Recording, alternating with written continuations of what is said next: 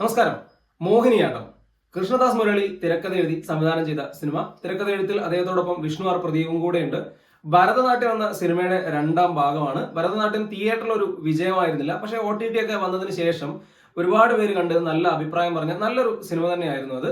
ഭരതനാട്യത്തിന്റെ രണ്ടാം ഭാഗം എന്നുള്ള നിലയ്ക്ക് മോഹിനിയാട്ടം വലിയ പ്രതീക്ഷയുള്ള ഒരു സിനിമ തന്നെയായിരുന്നു. സിനിമയ്ക്ക് നല്ലൊരു ട്രെയിലറും കൂടെ ഉണ്ടായിരുന്നു. ഭരതനാട്യം ഒരു തികഞ്ഞ ഫാമിലി കോമഡി എന്റർടൈനർ ആയിരുന്നുവെങ്കിൽ ഒരു ജോണർ ഷിഫ്റ്റ് നടത്തിയാണ് മോഹിനിയാട്ടം വരുന്നത്.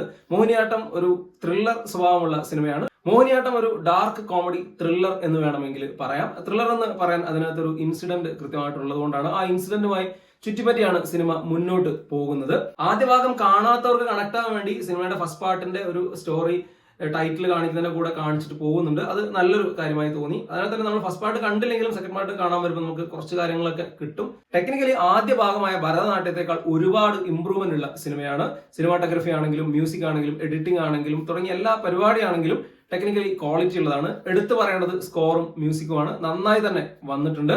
സിനിമയെ കുറിച്ച് പറഞ്ഞാൽ ചില സിനിമകൾ കണ്ടു കഴിഞ്ഞാൽ നമുക്ക് തോന്നുമല്ലോ ഇതൊരു നല്ല സിനിമയാണെന്നും തീർത്തു പറയാൻ കഴിയില്ല, ഒരു മോശം സിനിമയാണെന്നും തീർത്തു പറയാൻ കഴിയില്ല. ഒരു മിഡ് ആയിട്ടുള്ള ഒരു സിനിമ.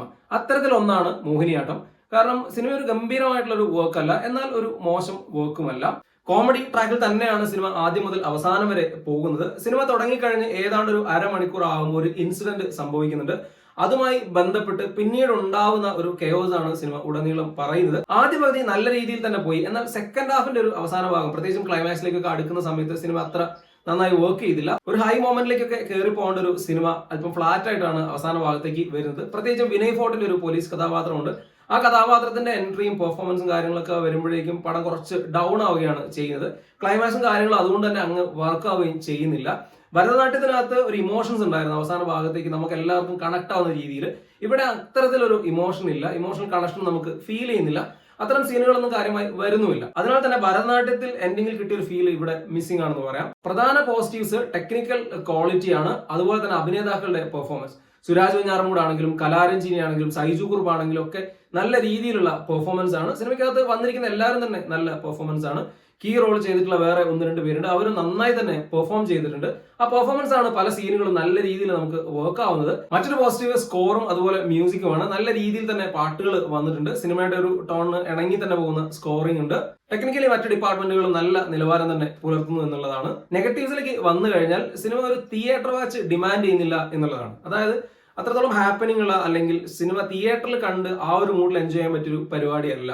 അത് തന്നെയാണ് മെയിൻ നെഗറ്റീവ്. അതുപോലെ കഥയിൽ സംഭവിക്കുന്ന ചില കാര്യങ്ങൾ, സിനിമ സെക്കൻഡ് ഹാഫിലേക്കൊക്കെ വരുമ്പോൾ നമുക്ക് നല്ല പിരിമുറുക്കവും കാര്യങ്ങളൊക്കെ അനുഭവപ്പെടണം. അവിടെയൊക്കെ സിനിമ കുറച്ചൊരു മൈനസിലേക്ക് പോകുന്നുണ്ട്. അതാണ് പേഴ്സണലി തോന്നിയിട്ടുള്ള ഒരു വലിയ നെഗറ്റീവ്. കോമഡി സിനിമകളൊക്കെ തരക്കേടില്ലാതെ വർക്ക് ആവുന്നുണ്ട്, എന്നാൽ പോലും ഒരു ക്ലാപ്പിംഗ് മൊമെന്റ് ഒന്നും ഈ ഒരു സിനിമ നൽകുന്നില്ല എന്നുള്ളതാണ്.